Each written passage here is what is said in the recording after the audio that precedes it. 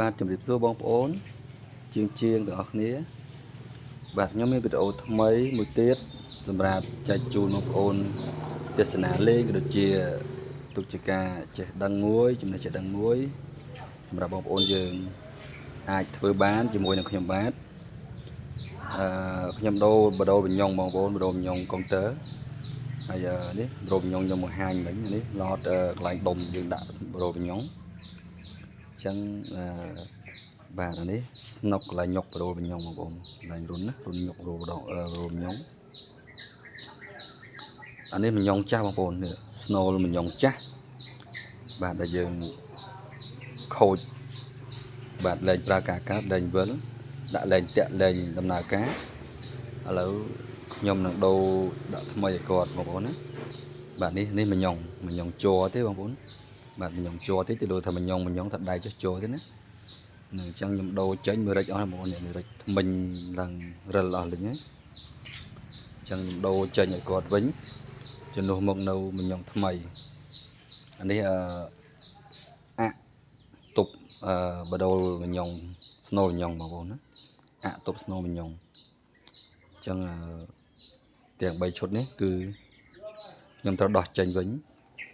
ហើយខ្ញុំមកជំនួសនៅបញ្ញងថ្មីវិញបងប្អូនចឹងបងប្អូនតាមដានទស្សនាវីដេអូរបស់ខ្ញុំបាទជាមួយគ្នាឥឡូវខ្ញុំរៀបចំសម្អាតសិនបងប្អូនណាបាទដោយសារបន្ទោគាត់ជាអត់ថែអត់ដែលសម្អាតវាទេចឹងខ្ញុំសម្អាតបាទឲ្យស្អាតហើយបាទខ្ញុំរៀបចំដាក់មញងថ្មីចូលស្នូលមញងថ្មីចូលចឹងបងប្អូនចាំទស្សនាតាមដានជាមួយខ្ញុំទាំងអស់គ្នាឥឡូវខ្ញុំសម្អាតសិនរុកត្បាល់ស្គីលវាធ្វើម៉េចឲ្យអស់ជាតិដីកតិកទីទលីដែលនៅក្នុងហ្នឹងគឺយើងសម្អាតឲ្យស្អាតចាំយើងរៀបចំដាក់ចូលបងប្អូនណាហ្នឹងហើយមុនយើងដាក់ចូលបងប្អូនត្រូវលាបខ្លាញ់គូប្រភេទខ្លាញ់លឿងបងប្អូនណានេះខ្លាញ់លឿងយើងលាបចូលបាទលាបចូលដើម្បីឲ្យវាល្អិលឲ្យវាធូរហើយនេះខាងរុនដាក់ខ្សែបរូលបញ្ញោកុងទ័រអានេះខាងនោះបលួញសម្រាប់យើងយកចូលទៅក្នុងអញ្ចឹងបាទឥឡូវចាំមើលខ្ញុំយកចូលអញ្ចឹងរៀបចំយកចូលឲ្យបងប្អូនទាំងអស់គ្នានឹងឲ្យចាំតាមដានតាមពិតវិធីសាស្ត្រនេះងាយទេមិនពិបាកទេបងប្អូនណាបើសិនជាយើងតាមដានជាមួយខ្ញុំទាំងអស់គ្នាអាចធ្វើកើតបាទ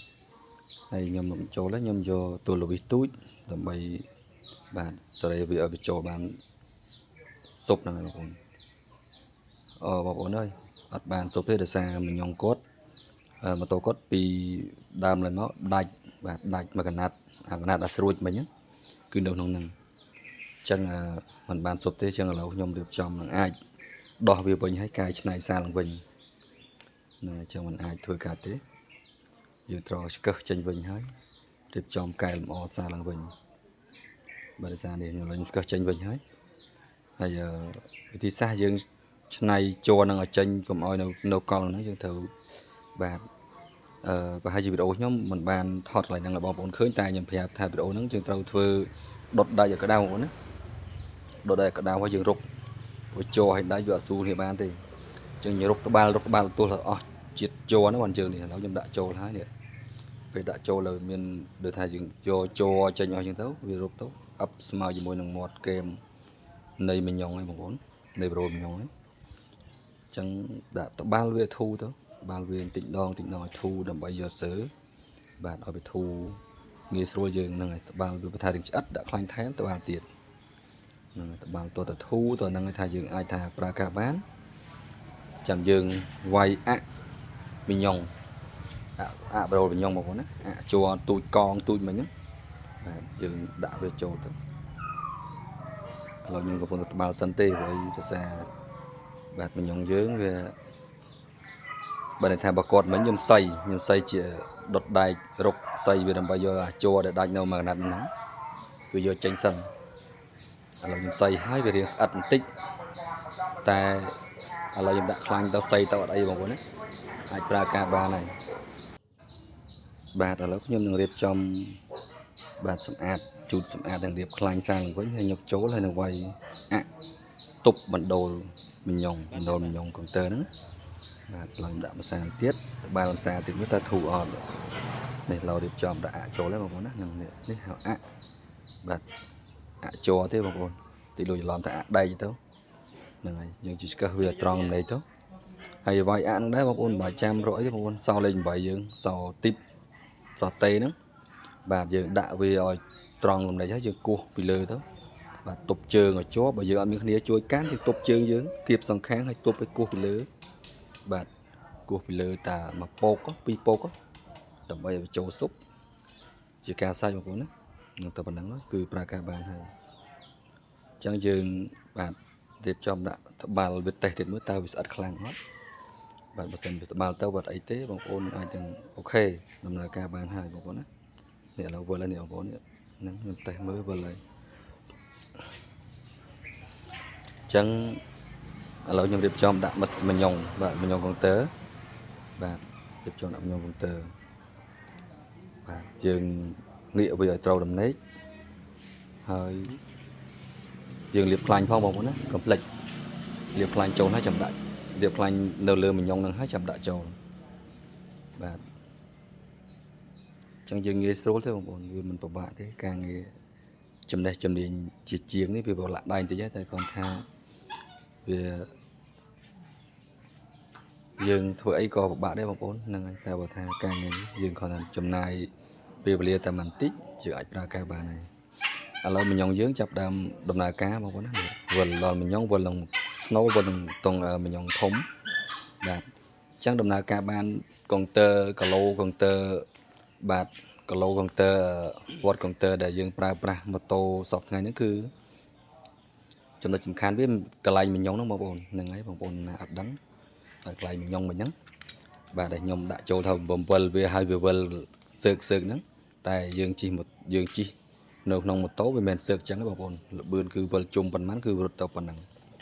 អញ្ចឹងយើងលាបខ្លាញ់បន្តិចហើយចាំដាក់ចូលវិញបងប្អូនអញ្ចឹងបងប្អូនកុំច្រឡំថាំងកុងទ័រជិះប្រភេទអាសង់កូរ៉េអាគប់អាសង់0អាវេវគឺវាប្រើអញ្ចឹងបងប្អូនហើយបើសិនជាប្រភេទអូតូប្រភេទស៊េរីខ្ពស់គេនឹងអាចប្រភេទប្រើ sensor ជាលេខលោតតនិចកុងទ័រវិញលោតជាលេខវិញបាទបងប្អូនហ្នឹងហើយអញ្ចឹងសម្រាប់ស្បែកប្រាំងយើងមុនដាក់ចូលទៅក្នុងដុំរបស់ម៉ូតូគាត់វិញគឺយើងត្រូវបាញ់ប្រេងឬក៏បតក់ប្រេងនៅក្នុងចំណុចកន្លែងវិលបងប្អូនណាកន្លែងស្នូលហ្នឹងហើយបាញ់ចូលបន្តិចហើយចាំរៀបចំចូលទៅវិញបងប្អូនហ្នឹងហើយវិធីសាស្ត្រនេះយើងធ្វើដើម្បីការពារពេលថ្ងៃមុខទៅវាគាំងវាជាប់ទៅយើងពិបាកនឹងដោះចុះឡើងច្រើនសារអញ្ចឹងបងប្អូនណាហ្នឹងហើយនេះមញ៉ុងយើងត្រូវដាក់ឲ្យចំកលឹះចំកលាក់វាមានកលុកបាទវាមានកលុកខាងដុំមានកលុកខាងប្រអប់ប្រាំងប្រអប់មញ៉ុងកុងទ័រវាមានថ្មិញបតាក់វាណាបងប្អូនណាអញ្ចឹងយើងមុនដាក់ចូលយើងត្រូវពិនិត្យមើលកន្លែងហ្នឹងផងខ្ញុំដាក់ចូលអញ្ចឹងបងប្អូនរៀបចំតាមនឹងដូចខ្ញុំទៅហើយវីដេអូនេះខ្ញុំនឹងបញ្ជាក់បងប្អូនច្បាស់បងប្អូនណាច្បាស់លាស់អត់ឲ្យបងប្អូនងើយឆ្ងល់ឬអត់ឲ្យបងប្អូនពិបាកតាមដានដែរហើយការតាមដានរបស់បងប្អូនគឺមានតម្លៃគឺខាតពេលវេលាខាតទាំងថ្មទូរស័ព្ទខាតទាំងលុយអ៊ីនធឺណិតទៀតអញ្ចឹងតាមដានមានតម្លៃបងប្អូនណាអរគុណណាស់ដែលបងប្អូនបានតាមដានទស្សនាវីដេអូរបស់ខ្ញុំ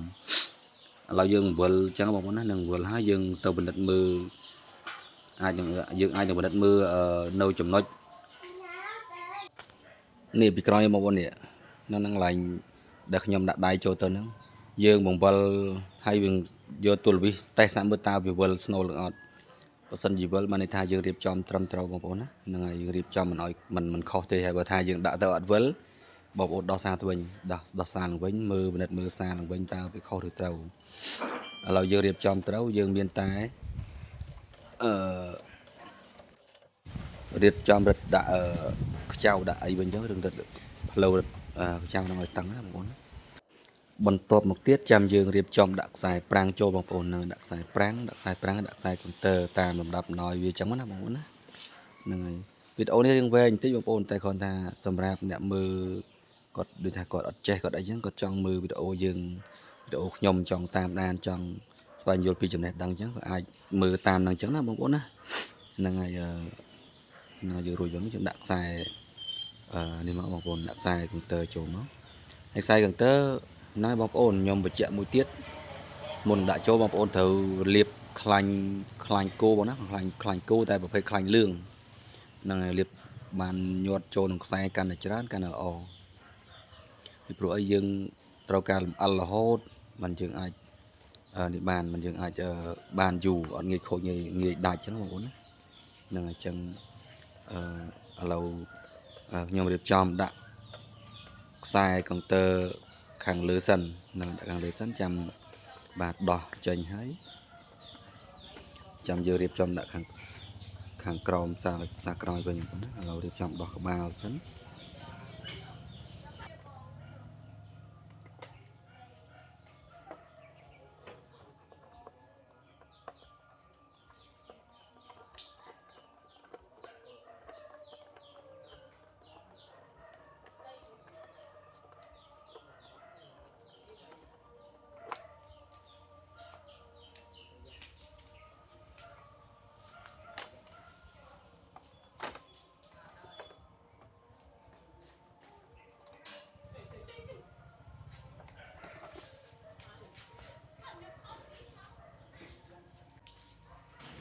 បាទបងប្អូនហ្នឹងឲ្យដោះក្បាលរួចរាល់បងប្អូនហ្នឹងឲ្យយកទៅកាប់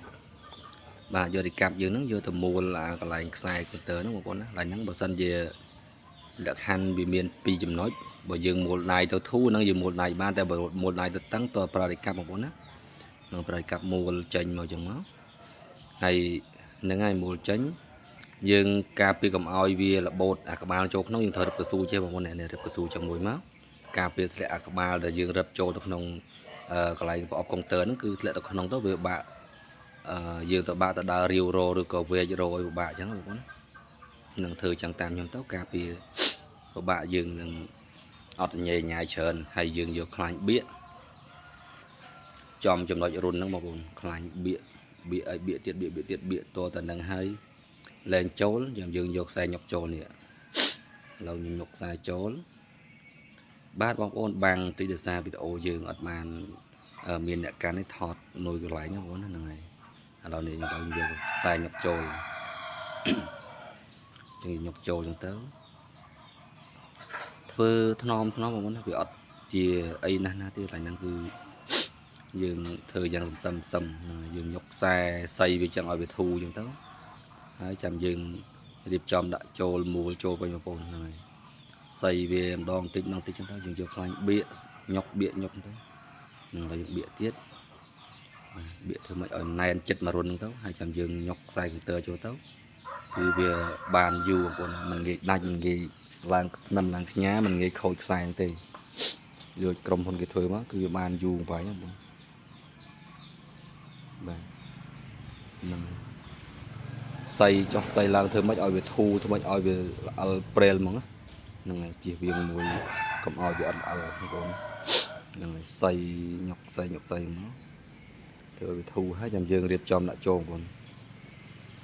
ណាធ្វើមួយទៅវាអត់អីទេការងារនេះយើងធ្វើសឹមយើងធ្វើខ្លួនឯងយើងមិនបាច់បខំទេបើយើងស៊ីស្នួលគេអាហ្នឹងយើងជាជាងយើងត្រូវធ្វើឲ្យគេរូបបន្តិចព្រោះកុំឲ្យគេរងចាំតែជាទូទៅអ្នកធ្វើជាងចឹងកម្រអ្នកចាំច្រើនគេយកម៉ូតូមកទុកឲ្យយើងធ្វើនៅកន្លែងផ្ទាល់ហើយម្ចាស់គាត់នឹងគាត់ត្រឡប់ទៅធ្វើអីវិញចឹងណាបងប្អូនតែម៉ូតូនេះម្ចាស់គាត់ទុកដែរហ្នឹងនេះម្ចាស់គាត់ទុកដែរគាត់អត់សូវជាបញ្ញាប់ទេហើយគាត់នឹងឲ្យខ្ញុំធ្វើគាត់ឲ្យបានស្អាតចឹងណាបងប្អូនណាបាទឥឡូវយើងរៀបចំដាក់ចូលមូលចូលវិញបងប្អូនណានឹងមូលមកតឹងដៃធ្វើម៉េចកុំឡាយថាងមូលលេងស្ទុំបាច់ទេមូលមកតឹងមកកើកមកកន្លែងហ្នឹងមួយហើយយើងនឹងគៀកវារឲ្យត្រូវ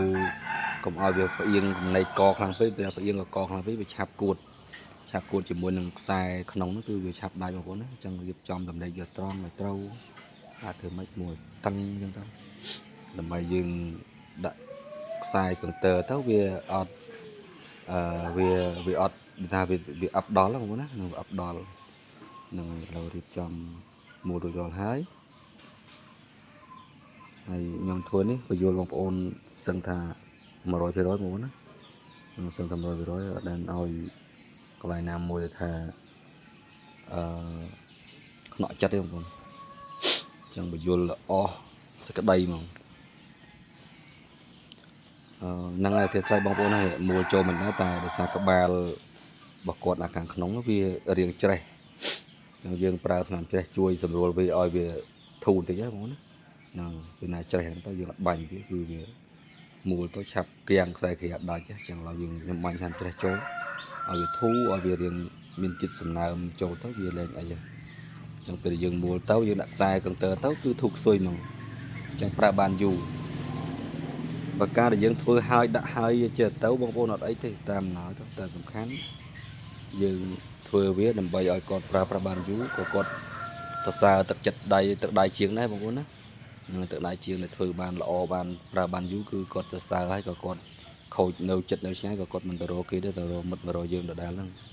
អញ្ចឹងចំណុចហ្នឹងមួយបងប្អូនត្រូវតែយល់ថាអញ្ចឹងយើងមូលវិញណាបងប្អូនណាយើងមូលវិញទៅបាទមូលមកតឹងមកកឹកទៅហើយយើង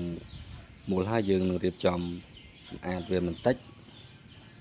សម្អាតហើយចាំយើងទៅរៀបចំដាក់ខ្សែកន្ទើនៅ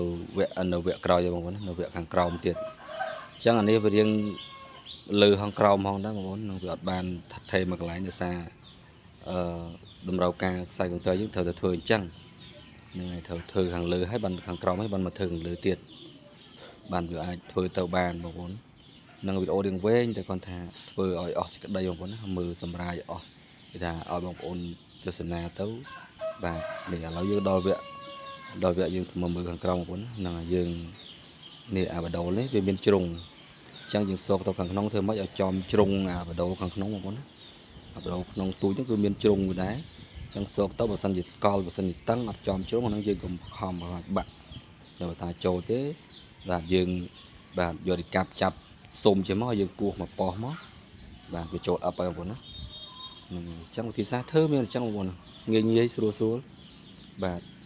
ឡូវយើងតេស្តហើយឥឡូវជាមួយខ្ញុំដាក់អញ្ចឹងហើយជាមួយខ្ញុំតេស្តមើលតើខ្សែកន្ទើនឹងដើរអត់បងប្អូនខ្ញុំតាមដានទាំងអស់គ្នាជាមួយថាបើសិនជាដើរអានឹងបានន័យថាខ្សែកន្ទើយើងរៀបរយជារួចរាល់ជាស្ថាពរបងប្អូនណាឥឡូវចាំមើលណាឥឡូវសើម៉ាស៊ីនឥឡូវចាំមើលដើរអត់បងប្អូនណានេះពុបដើរអត់នឹងអញ្ចឹងខ្សែកន្ទើយើងធ្វើរួចរាល់បងប្អូនជោគជ័យ 100% ហើយអញ្ចឹងអរគុណច្រើនណាអរគុណច្រើនបាយបាយ